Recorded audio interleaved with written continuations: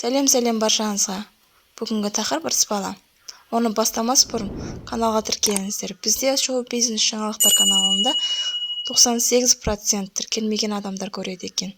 Сондықтан қазір осы видеоны көріп отырсаңыздар, 1 минут уақыттарыңызды бөліп подписат жасаңыздар. Өйткені сіздің подписат жасағаныңыз біз үшін үлкен қолдау.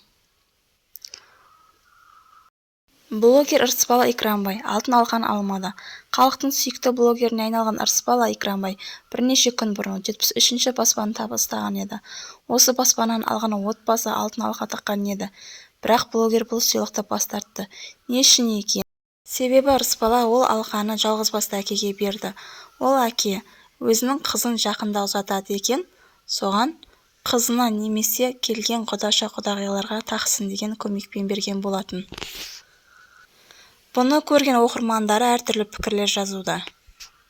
Молодцы, көптің тиындап аударып жатқан үлкен дүниеге айналдырып, иесін табыстап жатыр. Ағын ақтай, қарасын қарадай атап-атап, түсін түстеп табыстап көрсетіп жатыр.